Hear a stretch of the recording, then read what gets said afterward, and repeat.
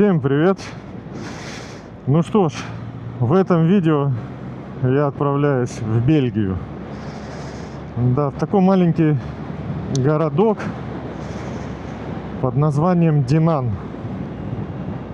Я думаю, никто особо о нем не слышал, потому что, о чем обычно думают, когда говорят про Бельгию, да, там это, какие-то такие крупные города, да, столица, соответственно, Брюссель, Брюгге, что там еще, Антверпен, вот это вот. То есть какие-то такие туристические города, крупные города, в общем. Вот. И об этом городе, я думаю, вообще мало кто слышал. Реально. Но там есть на что посмотреть. Да. Как ни странно, да? Вот. О том, что там можно посмотреть, это уже непосредственно, когда я туда приеду, да. Я там, не знаю, немножечко попытаюсь что-то рассказать, показать. Да, это моя первая поездка своим ходом в Бельгию. Я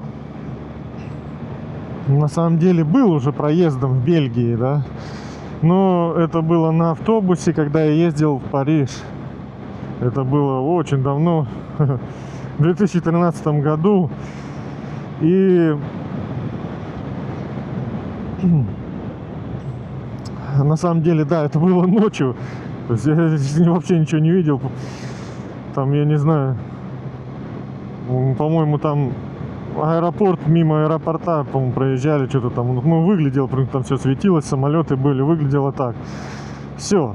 То есть, сейчас вот я прям, полноценно еду своим ходом на мотоцикле.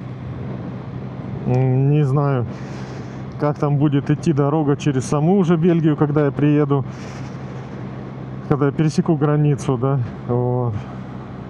Здесь, опять же, как вот и в предыдущем видео, да, я уверен, что навигация меня поведет максимально быстрым путем, а максимально быстрый путь это автобаны, да. А автобаны, и как я уже говорил, это скучное зрелище, там ничего нету, не на что там смотреть. Вот. По возможности, если будут какие-то интересные места, постараюсь заснять это, даже, по пути. Да, кстати, как у вас там дела, да, рассказывайте, что нового, как день прошел, как настроение. У меня вот отлично, я в Бельгию еду. Немножко такое, есть небольшое волнение. Тут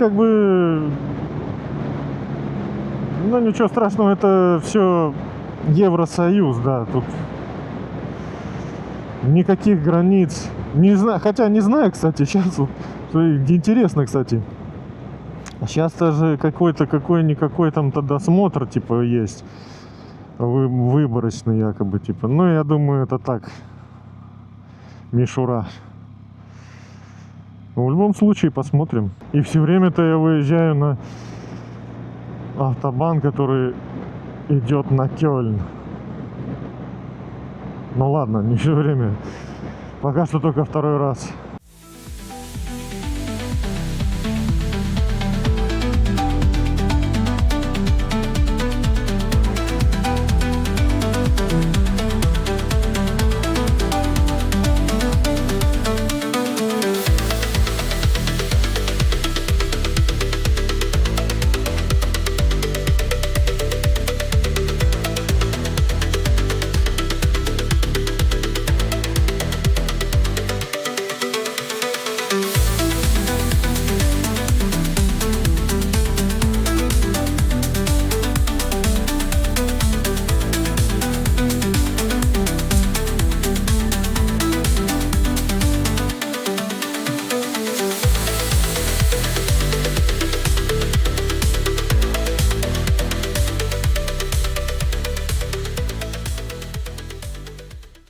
что ж, добро пожаловать в Бельгию.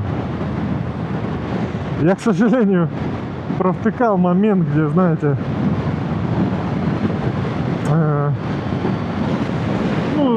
где, короче, вот этот знак Евросоюза и Бельгия написано. У меня почему-то, я не знаю, у меня навигатор показывал, что до границы где-то еще 2 километра. Вот. А значок вот этот, ну, Бельгия, Евросоюза, он, блин, тут же появился, грубо говоря, как я посмотрел, что еще 2 километра. Кстати, я не знаю, сейчас мне слышно или не слышно, нормально, нет, я сотку еду, ну, мне сильно дует, не то чтобы я там сам себя не слышу, но ветер сильный прям вообще, что-то боковой, и так задует иной раз. Вот. Ну, я сейчас заехал, тут такая парковка с кафешками, там со всей этой, маленечко это перекусил. И вот сейчас я двигаюсь по Бельгии уже. То есть вот это вот уже трасса бельгийская. Ну тут сразу видно, все отличается, вот эти какие-то знаки. Для меня непривычные, первый раз я их вижу. Вот как-то так. Ну и двигаться мне получается 34, да, еще километра прямо до поворота на Мур или на Мур, как правильно произносится, не знаю.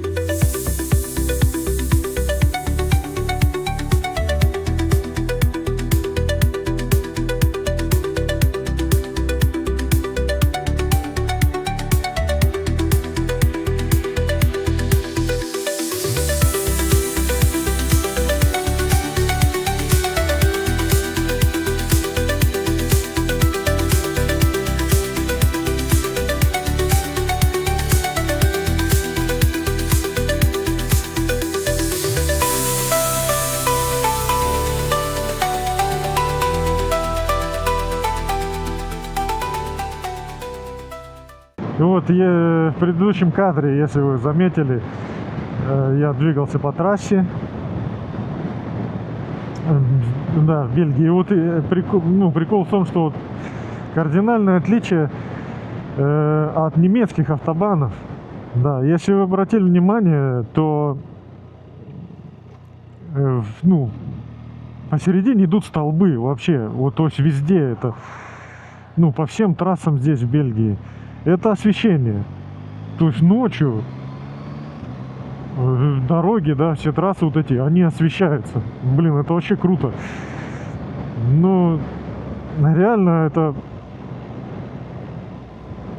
к примеру, да, вот в Германии, да, на автобане, там кромешная тьма. Там просто ни черта не видно. То есть, тут хоть я съехал сейчас с трасс. Вот. И сейчас такая дорога, я не знаю, через какой-то городок. Даже не знаю, что за городок. Ну, то есть надо отдалять карту, чтобы посмотреть, что это за населенный пункт. Ну, прикольно. Хотя, думаю, я еду сейчас, чисто по окраине. Вот, Динант. Вот куда мне и надо. Столбы у них какие-то интересные, блин. Какие-то, блин, из бетона, что ли, с дырками. Ну да. Интересно, да. Первый раз такие столбы вижу. Какой интересный, уютный городок такой. Не знаю, просмотрел название, как он называется. А смотрите, какая аллея. С такими типа человечками. Прикольно смотрится. Я уже, правда, под конец камеру включил аллеи. Но оно довольно-таки длинное, вот эти всякие разноцветные они, эти человечки. Прикольно.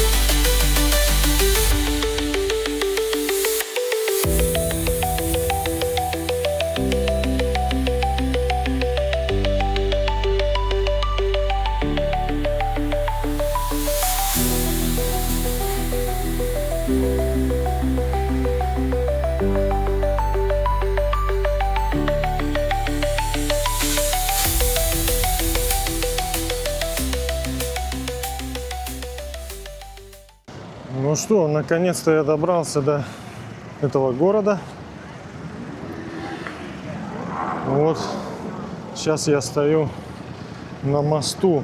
Как вот вы можете увидеть, весь мост в саксофонах. Ну, вот разные флаги разных стран. И да, на саксофонах разные страны. Это ассоциация саксофонистов. Спрашивается, что здесь делать, да, почему она здесь находится. А находится она здесь потому, что этот город является родиной Адольфа Сакса. То есть он здесь родился. Это человек, который и изобрел саксофон. Вот. Вот они здесь, получается, это ассоциация, не знаю, каждый год, может быть, не каждый. В общем, проводятся здесь какие-то фестивали, не фестивали саксофонистов. А вот та самая церковь, которая выглядит, как будто она высечена из скалы. Ну, на самом деле это не так, конечно. Она просто рядом со скалой. А наверху, вон там, форт, который был построен в XI веке. Вот. Ну, он очень часто нападали на него, да, то есть очень часто его разрушали. В общем, он перестраивался, переделывался постоянно, да. Вот. И не знаю, последний раз, когда там, то ли в 19 веке, то ли в каком... Да, по-моему, в 19 веке его вот как окончательно отреставрировали. Так вот он в том виде и сейчас пребывает. Так, ну что еще здесь интересного? Также здесь этот город является родиной известного бельгийского пива Лифе. И здесь есть сорта пива, которые не продаются нигде. Ну, то есть в магазинах их не купишь. Здесь можно купить в музее этого, который там принадлежит аббатству монахов. Вот. Ну и сейчас, я не знаю, я попробую подняться туда вот наверх, к тому форту, поснимать там, как он выглядит, его архитектуру. И здесь вот есть два пути. Либо поднимаешься на фуникулере, либо пешком. Но пешком нужно пройти 400 ступеней. Вот. Я не знаю, то ли 400 ступеней пройти, то ли на фуникулере подняться. В общем, посмотрим. Ну что, я, как обычно, стоял в очереди. Вот сзади меня видно. Ну и ввязался в авантюру. Теперь мне, чтобы добраться до цитадели, нужно пройти 400 ступеней. Короче, мне, старику, короче, уже 400 ступеней. Посмотрим, как я себя буду чувствовать, когда дойду до конца.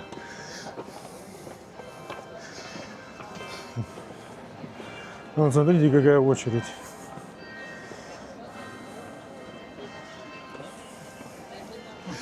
Ужас. Фу. Ну что, я добрался. 400. Даже там немного, по-моему, побольше 400 вышло, я не знаю. Короче, слабак я стал.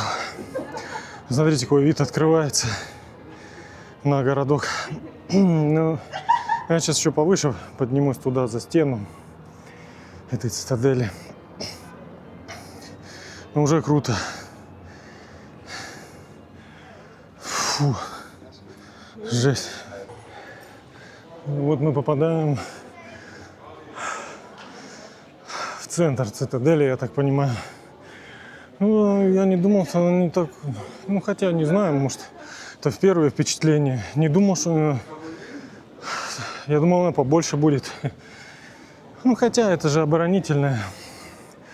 Вот, кстати, пушки стоят, чтобы отстреливаться. Ну, после такого проходки я бы, наверное, точно сказал, что я бы не стал брать штурмом такую цитадель. Потому что пока сюда заберешься, ты конкретно выдохнешься. Вообще жесть. Ну что ж, я на самой вершине. Получается, передо мной цитадель. Ну, это ее край. И вот такой вот вид открывается.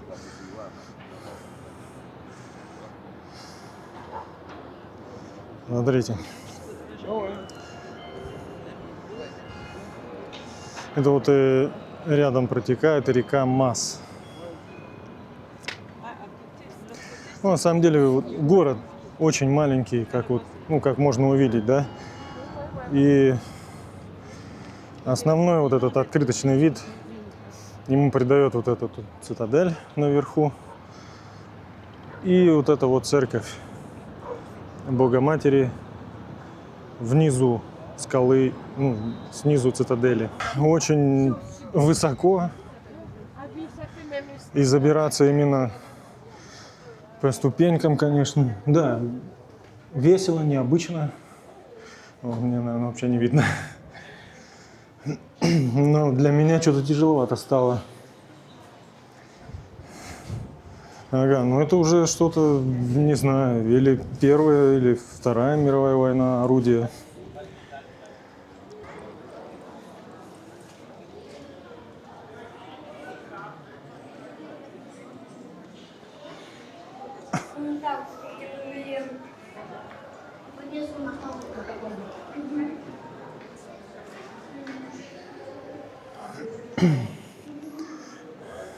Ага, кухня.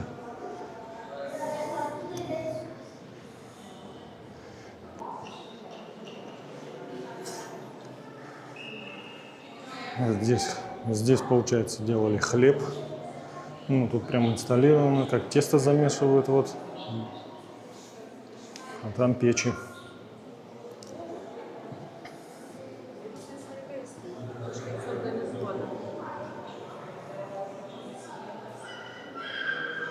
Это казармы.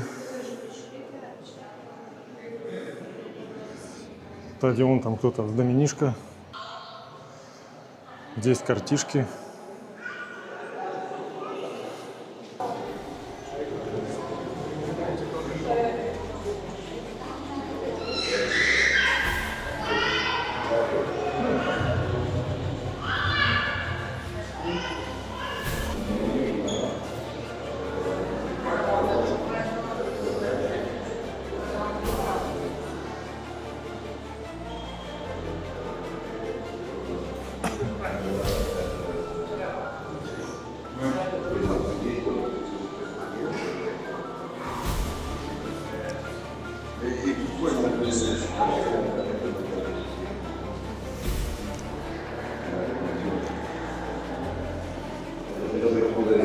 Вот, а это солдатская форма разных эпох получается. Вплоть до, получается, Второй мировой.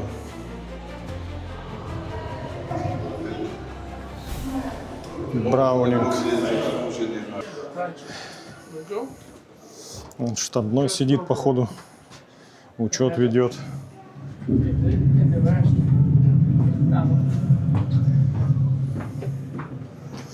Так, а это типа бункеры, или же...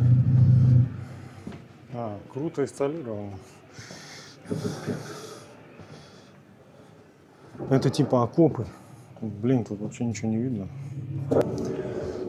Сражение под звездным небом.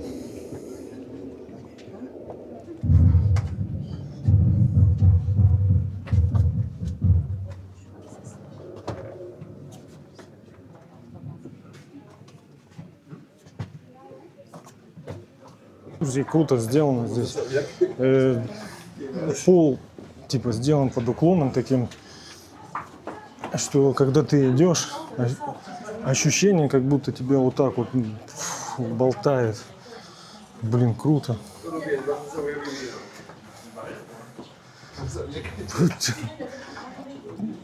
Здесь не получается ровно идти. Классно. Ну, ощущение реально, как будто вот ты попал в какую-то бурю и тебя укачивает. Интересно, что это за колья такие? Из дерева, ну что это такое? Это части от самого первого моста в городе. О, как интересно. Ну, это каталажка по-любому, цепи лежат. Тут ты, получается, идешь на полу, разные отметки, даты. 10 августа 1914, 15 августа 1914.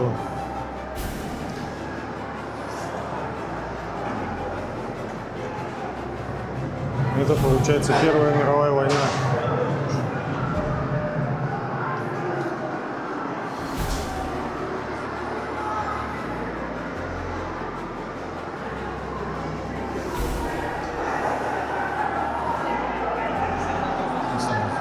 Девять часов 30 минут. Да, тут звуки такие идут, типа перестрелки. Ну, в общем, я ошибался. На самом деле форт здоровый. Особенно мне понравилось вот этот коридор, типа, не знаю, типа инсталляция окопа или что-то в этом роде, но там сделан пол так под таким углом, типа, что когда ты идешь, реально, ну, вот ощущение, что, типа, вот сейчас там условно бомбы падают, да, какие-то бомбят, и в землю шатает, типа, тебя шатает. То есть, ну, реально это чувствуется именно так, да. Блин, круто. Вроде как бы ничего такого особенного, да, но ощущения прикольные от этого. Ну, блин, интересно. Ну вот опять. Блин, мне постоянно почему-то не везет. Надо в будний день ехать, но для этого придется брать отпуск. Вообще не везет мне. Короче, город маленький, да, как я уже и говорил, город маленький. Я хотел побывать еще в гротах. Ну, там грот есть такой, тоже знаменитый, интересный. Там типа колонии летучих мышей ночуют. Ой, ночуют. Блин, уже все, заговорился. В общем, зимуют, да. Вот. Ну и так он вроде как по фоткам выглядит интересненько так. Тоже там сталактиты всякие, вот такая вот. Вот. И еще там такая скала с узким проездом. Тоже хотел туда заехать, но, блин, что там началось сейчас, вот я не знаю. А сегодня суббота. Там вообще, ну, невозможно. Я даже на мотоцикле не мог пролезть. То есть, чтобы вы понимали, я не стал это снимать, потому что, ну, я там стоял, у меня вообще никакого желания, настроения не было это даже камеру включать. Вот. Там вот узкие улочки такие, машины наставлены. Там с одной стороны, да, машины наставлены, с другой стороны машины наставлены. И вот эта улочка, блин, там, ну, реально не протиснуться. Кое-как я там по бордюру, около бордюрчика прижимался, местами пролазил и все. Но я еле вылез из этого города. Ей-богу, я хотел, ну, мне надо было заправиться, потому что я обсыхал. Тут еще более интересная история приключилась. Оказывается, в Бельгии там они то ли какими-то карточками своими оплачивают, чтобы заправляться. Какие-то, ну, специальные, я не знаю. То ли как там, ну, в общем, на заправке я заехал на Total Energy, да. На заправке там какая-то ерунда, в общем, ты должен что-то там, типа... Ну, опять же, там все на французском. Я ничего не понимаю. Ты должен там что-то вписать, нажать, не знаю, чтобы начать заправляться там, или как-то, ну, в общем, там предоплата, 100% предоплата. В Германии как? В Германии ты подъехал, ставил пистолет, заправился, там полный бак или как, сколько хочешь, в общем, неважно, абсолютно. Пошел, оплатил. Здесь ты должен типа заплатить сначала, и только потом ты заливаешь. Ну, а я откуда знаю, сколько мне там войдет-то, блин, я так примерно сказал там на английском, что мне 10 литров. Ой, то есть на 10 евро.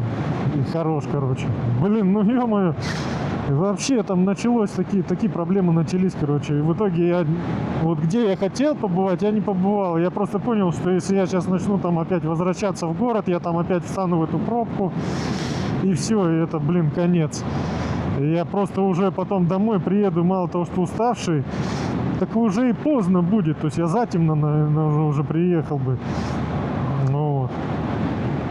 Так что вот такая вот история, блин. Хотелось побольше отснять материала, но вот мне постоянно не везет. Реально не везет. Ё-моё. Ну а видео, я думаю, все подходит к концу. Я даже немного устал. Надеюсь, вам понравилось это видео. Ставьте большой палец вверх, подписывайтесь на канал и пишите комментарии. Всем пока-пока.